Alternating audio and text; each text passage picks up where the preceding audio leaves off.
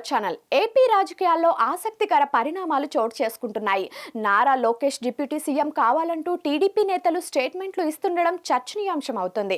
4-5 రోజులుగా ఉప ముఖ్యమంత్రి లోకేష్ అంటూ టీడీపీ సోషల్ మీడియాలో పోస్టులు వెల్లువెత్తుతున్నాయి. టీడీపీ జనసేన మధ్య ఈ అంశం పైన పెద్ద దుమారమే చెలరేగింది. ఆ తరువాత రెండు పార్టీల నాయకత్వం ఈ అంశం పైన స్పందించవద్దని స్పష్టం చేయడంతో ఈ వివాదం ఎట్టకేలకు చంద్రబాబు నాయుడు క్లారిటీ ఇచ్చారు. లోకేష్ ప్రమోషన్ పైన ఆసక్తికర వ్యాఖ్యలు చేశారు. ముఖ్యమంత్రి చంద్రబాబు తన కుమారుడు మంత్రి లోకేష్ డిప్యూటీ సీఎం కావాలనే అంశం పైన కీలక విశ్లేషణ చేశారు.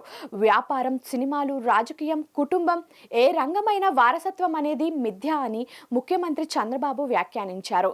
చుట్టూ ఉన్న పరిస్థితుల కారణంగా అవకాశాలు వస్తాయని, ఎవరైనా వాటిని అందిపుచ్చుకుంటేనే రాణించగలరని చంద్రబాబు తేల్చి చెప్పారు. తమ కుటుంబం 33 ఏళ్ల క్రితం వ్యాపారం ప్రారంభించామని, లోకేష్ కు వ్యాపారం అయితే తేలిక అని చెప్పుకొచ్చారు. కానీ లోకేష్ ప్రజలకు సేవ చేయాలనే లక్ష్యంతో రాజకీయాల్లోకి వచ్చారని వివరించారు. ఏ రంగమైనా విజయాన్ని సాధించాలంటే కేవలం వారసత్వం మీద ఆధారపడడం కష్టమని చంద్రబాబు స్పష్టం చేశారు. వ్యాపారం, సినిమా, రాజకీయాలు, కుటుంబ వ్యవహారాలు వంటి ఏ రంగమైనా కేవలం వారసత్వంతోనే ఎవరు విజయాలను సాధించలేరని చంద్రబాబు విశ్లేషించారు. లోకేష్ రాజకీయాల్లోకి వచ్చి ప్రజల సమస్యలపై దృష్టి పెట్టడంతో ప్రత్యేకంగా ముందుకు వచ్చారని చంద్రబాబు ప్రశంసించారు.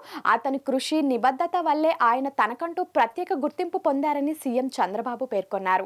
కేంద్ర మంత్రి అవ్వాలనే ఉద్దేశం తనకు లేదని తేల్చేశారు. ఆంధ్రప్రదేశ్ ప్రజలు తమ మీద ఎంతో నమ్మకం పెట్టుకున్నారని, ఇప్పుడు వాటిని నెరవేర్చే పనిలో ఉన్నామని ఆయన చెప్పుకొచ్చారు. తమ పాలనలో రాజకీయ కక్షకు అవకాశం ఉండదని చెప్పుకొచ్చారు. జగన్ మరోసారి అధికారంలోకి వస్తారా అనే ప్రశ్నకి చంద్రబాబు ఆసక్తికర సమాధానం ఇచ్చారు. ఎవరైనా ఒకసారే మోసం చేయగలుగుతారని చెప్పుకొచ్చారు. ఇప్పుడు చంద్రబాబు చేసిన వ్యాఖ్యల ద్వారా ప్రస్తుతం లోకేష్ డిప్యూటీ సీఎం అంశానికి ముగింపు ఇచ్చినట్లుగానే భావిస్తున్నారు. ఇక ఢిల్లీ నుంచి తిరుగు ప్రయాణంలో చంద్రబాబు ఢిల్లీలో కేంద్ర మంత్రులను కలిసే అవకాశం ఉంది.